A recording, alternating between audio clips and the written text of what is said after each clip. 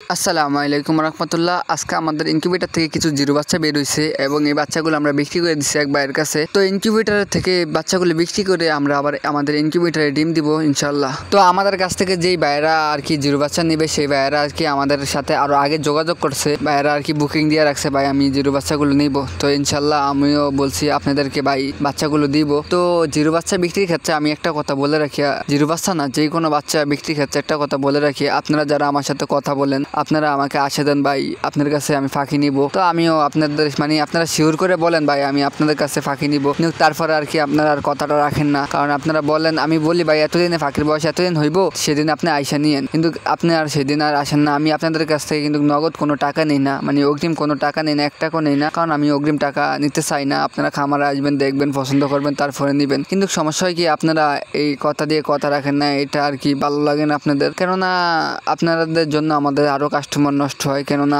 আপনি না অনলাইনে যখন আমি কাজ করি আমাদের সাথে অনেকেই কথা বলবে এবং অনেকে আমাদের সাথে পরামর্শ নিবে, অনেকেই চাইবে আমাদের কাছ থেকে ফাঁকি নিতে, কিন্তু আপনি বলবেন এই জন্য আপনার জন্য ফাঁকি রেখে দিছি। তারপর আপনি যদি না আসেন সেতে আমাদের একটু ক্ষতিগ্রস্ত হয় আর কি, আমাদের আর কি কাস্টমারটা নষ্ট হয়। একজনের উচিলে আর কি আরও দুজন কাস্টমার আমাদের কাছে আসে আপনার জন্য ফাঁকি রেখে। তারপরে আমি আর ফাঁকি বিক্রি করতে পারবো না, সেটা না, বিক্রি করতে পারবো ফাঁকি। আমি জিরো বয়সে বিক্রি না করতে পারলে কি 10 দিনে বিক্রি করবো, 10 দিনে বিক্রি না করলে 15 দিনে, 15 দিন না হলে 20 দিনে ফাঁকি ইনশাল্লাহ আমার বিক্রি হয়ে যাবে। ওই যে সমস্যাটা হয়ে যায়, অনেকে আমাদের খামারে চলে আসে, কারণ আমাদের বাড়িটা হলো রাস্তার সাথে, আর অনলাইনে কাজ করার ক্ষেত্রে আমাকে অনেকে চিনে অনলাইনে ভিডিও ছাড়ার কারণে। তো এই কারণে অনেকে আমার খামারে চলে আসে। তো আপনাদের কথা দিছি বলে ওই ভাইদেরকে আর কি ফাঁকিটা দিতে পারি না। এটা আমার সাথে না, এটা আপনারা কারোর সাথে করবেন না, কারণ কথা দিয়ে কথা রাখবেন, অথবা আপনি কল দিয়ে বলে দিবেন ভাই আমার একটু সমস্যা আছে আমি ফাঁকি নিতে পারবো না।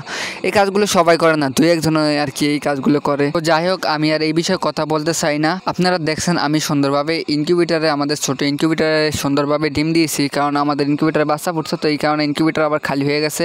তারপরে আবার আমরা ডিম দিয়ে দিয়েছি ইনকিউবেটারে ডিম দিয়ে আপনারা জানেন কিছু আরও অনেক আগে আর কি 1 মাস অথবা আরও অনেক আগে আমরা একটা পুষ্করণী পাড়ে অথবা বাড়ির আঙিনে একটা বাগান করছিলাম, সবজির বাগান। সেই সবজির বাগানের গাছগুলো আলহামদুলিল্লাহ এখন অনেক বড় বড় হয়ে গেছে, গাছগুলোতে ফলন আসছে।